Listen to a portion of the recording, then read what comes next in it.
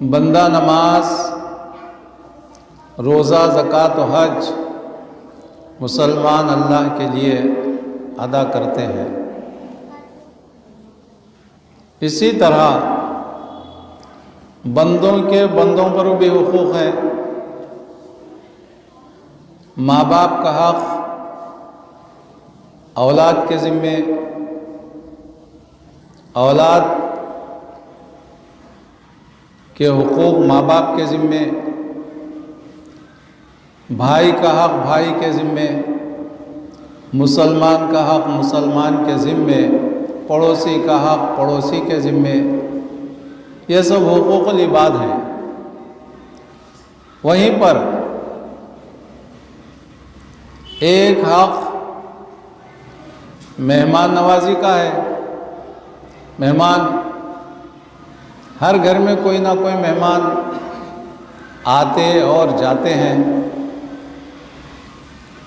مہمانوں میں کچھ رشتہ دار بھی ہوتے ہیں، دوست و احباب بھی ہوتے ہیں، اور مختلف قسم کے مہمان آتے ہیں۔ ہمارے آقا حضور علیہ الصلاۃ والتسلیم مہمان نوازی بہت کیا کرتے۔ بعض موقعوں پر آقا کی بارگاہ میں کوئی مہمان آ جائے اور گھر میں کچھ بھی نہ ہو پکوان کے لیے، تو مہمان نوازی کے لیے آقا علیہ السلام ادھار سامان لا کر بھی پکوان کر کے مہمان نوازی فرماتے، اور اپنی امت کو ترغیب فرمائی کہ مہمان کو بوجھ مت سمجھو۔ مہمان کسی کا بوجھ بن کر نہیں آتا، بلکہ آقا علیہ الصلاۃ والتسلیم نے یہ بھی ارشاد فرمایا، مہمان آتا ہے تو اپنا رزق لے کر آتا ہے۔ پھر یہ سبحان اللہ، مہمان آتا ہے نا کسی کے گھر، تو آقا علیہ السلام کیا ارشاد فرماتے ہیں، مہمان آتا ہے تو اپنا رزق لے کر آتا ہے، اور جب جاتا ہے تو میزبان کے گناہوں کی مغفرت کرا کے جاتا ہے۔ بڑی فضیلت ہے مہمان نوازی کی۔ بھائی کھلانے والا کون ہے؟ ہمیں بھی اللہ کھلا رہا ہے اور مہمان کو بھی اللہ ہی کھلاتا ہے۔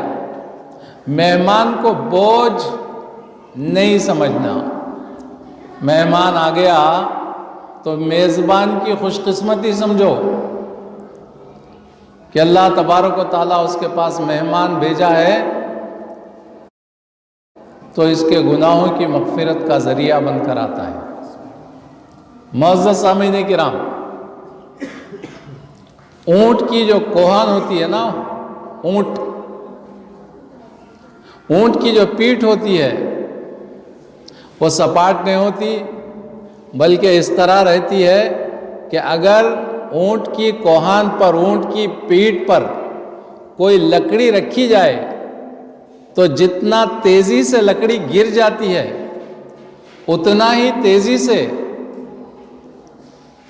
مہمان نوازی کرنے والے کے گناہ گر جاتے ہیں۔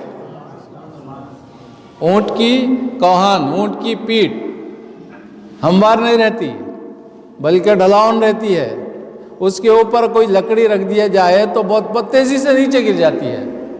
اسی طرح آقا علیہ السلام نے ارشاد فرمایا، اگر کوئی اپنے مہمان کی مہمان نوازی کرتا ہے خوش دلی کے ساتھ تو اس کے گناہ ایسے ہی گر جاتے ہیں جس طرح اونٹ کی پیٹھ سے لکڑی تیزی سے گر جاتی ہے۔ مہمان نوازی جس کے قسمت میں آ جائے، جس کے مقدر میں آ جائے، وہ بڑا خوش قسمت ہے۔ مہمان کو بوجھ نہیں سمجھنا۔ مہمان کو اگر آ جائے تکلیف نہیں سمجھنا، بلکہ مہمان آ گیا تو خوش دلی کے ساتھ مہمان کا استقبال کرنا چاہیے۔ صحابہ کرام رضوان اللہ تعالیٰ علیہ مجمعین اگر کوئی مہمان آ جاتا تو اس کے لیے کھڑے ہو جاتے، اور جب مہمان واپس جاتا گھر کے باہر تک اس کو لے جا کر چھوڑ کر آتے،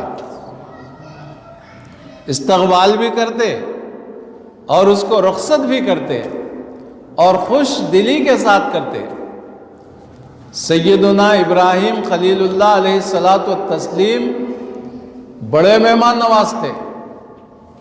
حضرت ابراہیم علیہ السلام کے گھر کے 4 دروازے تھے، دسترخوان بچھا دیتے اور چاروں دروازوں کی طرف نظر کرتے بیٹھتے کہ وہ دروازے سے مہمان آتا ہے یا ادھر والے دروازے سے آتا ہے یا پیچھے والے دروازے سے مہمان آتا ہے یا ادھر کے دروازے سے آتا ہے۔